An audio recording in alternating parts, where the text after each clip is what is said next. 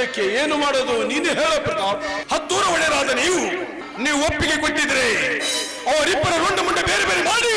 ಹೌದ್ರಿ ಈಗ ನನ್ನ ಮಕ್ಕಳನ್ನ ಮುಗಿಸಿಬಿಟ್ರ ನನ್ನ ಅರ್ಧಾಂಗಿನಿದು ಕಳ್ಕೊಂಡಲೇ ಕಾಡ್ಯ ಕಳ್ಕೊಂಡ. ನಾ ಬಯಸಿದ ವಸ್ತು ನನಗೆ ಸಿಗುತ್ತೆ ಅಂದರೆ ಅವಳ ತಲೆಯಲ್ಲಿ ವಿಷಯದ ಬೀಜವನ್ನು ಬಿತ್ತಿ. ಹೌದ್ರಿ ಈಗ ಚಂದೂಳ ಚಲೋ ಅಷ್ಟೇ ಅಲ್ರಿ ವಯಸ್ಸಿಗೆ ಬಂದ ಅದು ಹರಿಯಾದ ಹುಡುಗರ ಮನಸ್ಸು ಕೆಡಿಸುವ ಮಾಯದ ಹಕ್ಕಿ ಐತ್ರಿ. ಅದು ಆ ಮಾಯದ ಹಕ್ಕಿಯನ್ನು ಭೇಟಿ ಮಾಡಿ ತಮಗೆ ತಂದೊಪ್ಪಿಸುವ ಜವಾಬ್ದಾರಿ ನನಗಿರಲಿ ಅಂತ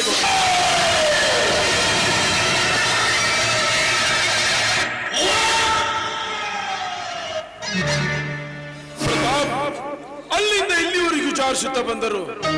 ಬಂದದಿಗಿದೆ ಈ ಸಮಸ್ಯೆಗೆ ಪರಿಹಾರವೇ ಸಿಗಲಿಲ್ಲ. ಇದಕ್ಕೆ ಏನು ಮಾಡೋದು ನೀನು ಹೇಳ ಪ್ರತಾಪ್. ಅನ್ನೋದೇನಿದೆ ಗೌಡ್ರೆ, ನೀವು ಮನಸ್ಸು ಮಾಡಿದರೆ ಈ ಸಮಸ್ಯೆ ಆಗಿರ್ತಿರಲಿಲ್ಲ. ಹತ್ತೂರ ಒಡೆಯರಾದ ನೀವು ಕೇವಲ ನಿಮ್ಮ ಮಗಳಿಟ್ಟ ಆಣಿಗೆ ಸೋತು ಬಿಟ್ರಲ್ಲ. ನೀವು ಒಪ್ಪಿಗೆ ಕೊಟ್ಟಿದ್ರೆ ಅವರಿಬ್ಬರ ರುಂಡ ಮುಂಡೆ ಬೇರೆ ಬೇರೆ ಮಾಡಿ ಹತ್ತು ಕಾಗಿಗೆ ಬಿಸಾಕಿ ಬಿಟ್ಟಿದ್ದೆ. ಆವಾಗ ಸಿಕ್ಕಿತ್ತು ನಿಮ್ಮ ಸಮಸ್ಯೆಗೆ ಪರಿಹಾರ. ಹೌದ್ರಿ ಈಗ ಪ್ರತಾಪ್ ಸಾಕೋರ್ ಹೇಳಿದ ಮಾತು ಕರೆ ಐತ್ರಿ. ನನ್ನ ಮಕ್ಕಳನ್ನ ಮುಗಿಸಿಬಿಟ್ರ ಜಟ್ಟೆ ಕಟ್ಟಿದ್ರಿ. ಹೌದಲ್ಲೇ ಕಾರ್ಯ, ನಿನ್ನ ಮಾತು ಖರೆ ಐತಿ. ಆದ್ರೆ ನನ್ನ ಮಗಳು ಆಣೆ ಮಾಡಿದ್ದು ಯಾರ್ದು? ಅವಳ ತಾಯಿದು, ಅಂದ್ರೆ ನನ್ನ ಅರ್ಧಾಂಗಿನಿದು. ಸಾಮಾನ್ಯ ಪ್ರೀತಿ ಮಾಡ್ತಿದ್ದಲೇ ಕಾರ್ಯ, ಅವಳನ್ನು ನನ್ನ ಜೀವಕ್ಕಿಂತ ಹೆಚ್ಚು ಪ್ರೀತಿ ಮಾಡ್ತಿದ್ದಲೇ. ಕಳ್ಕೊಂಡಲೇ ಕಾರ್ಯ ಕಳ್ಕೊಂಡ. ನೋಡು ಪ್ರತಾಪ್, ನನ್ನ ಮಗಳು ಯಾವುದಾದರೂ ದೇವರಾಣೆ ಮಾಡಿದ್ದರೂ ನಾನು ಚಿಂತೆ ಮಾಡ್ತಿದ್ದಿಲ್ಲ. ಆದ್ರೆ ನನ್ನ ಮಗಳು ಬಹಳ ಶಾಣಕಿ. ತನ್ನ ತಾಯಿ ಆಣೆ ಇಟ್ಟು ನನ್ನ ಸಿಟ್ಟು ಸಾಯಿಸಿಬಿಟ್ರು. ಪ್ರತಾಪ್ ಕಾಡ, ಈಗ ಏನಾಗೈತಿ? ಒಟ್ಟಿನ ಮೇಲೆ ಆ ಮನೆತನದ ಮೇಲೆ ನನ್ನ ದ್ವೇಷದ ಹೊಗೆ ಆಡಾಕಬೇಕು.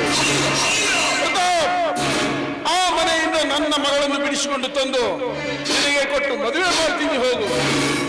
ಕೇವಲ ನನ್ನ ಮನೆಯ ಮ್ಯಾನೇಜರ್ ಆದ ನೀನು ಊರಾಗಿನ ಜನ ಎಲ್ಲ ಗೌಡ್ರಾಳಿಯ ಅಂತ ಕಡೆ ಹಾಗೆ ಮಾಡೋ ಕೆಲಸ ನಂದು. ಆದ್ರೆ ಆ ದ್ರೋಹಿಗಳ ಸಕ್ಕು ಅಡಗಿಸುವ ಕೆಲಸ ನಿಂದು. ಇದಕ್ಕೇನಂತೀಯೋ ಅನ್ನೋದೇನಿದೆ ಗೌಡ್ರೆ?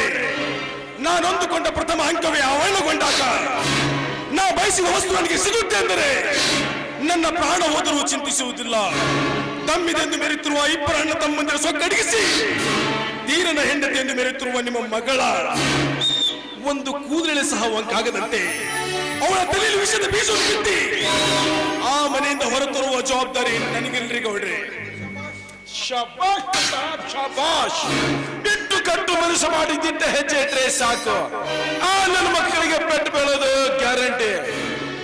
ಪ್ರತಾಪ್, ಇನ್ನೊಂದು ವಿಷಯ, ಆ ಸಂಗಮೇಶ ಮತ್ತು ಜಗದೀಶನಿಗೆ ಸೋದರ ಮಾವನು ಬಂದಿದ್ದಾನಂತೆ.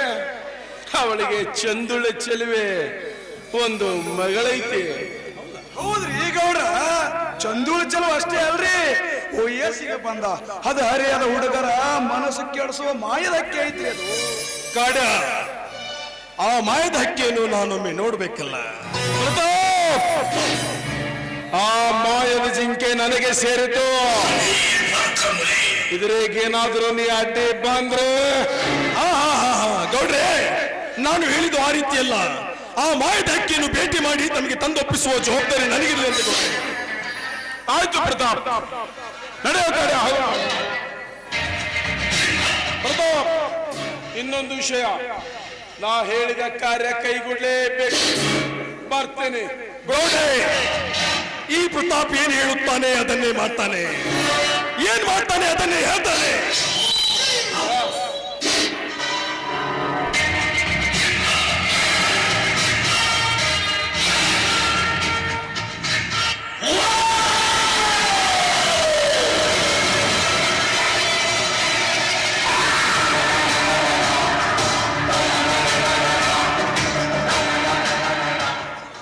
ನಾಗೇಗೌಡ,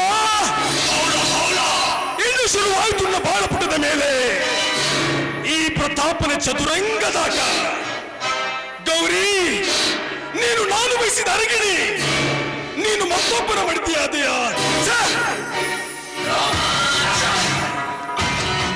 ನೀನು ಆ ಜಗದೀಶನ ಸತಿಯಾದರೇನು?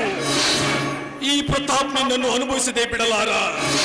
ಒಂದು ಹೋಗಿ ಹನ್ನೊಂದು ಮಾಡಿ ನಿನಗೆ ಒಂದೇ ಒಂದು ಬಾರಿ ಅಪ್ಪಿ ಮುದ್ದಾಡದೆ ಹೋದರೆ ನನ್ನ ಹೆಸರು ವಜ್ರ ಮುನಿಯ ಮಗ ಪ್ರತಾಪನೇ ಅಲ್ಲ.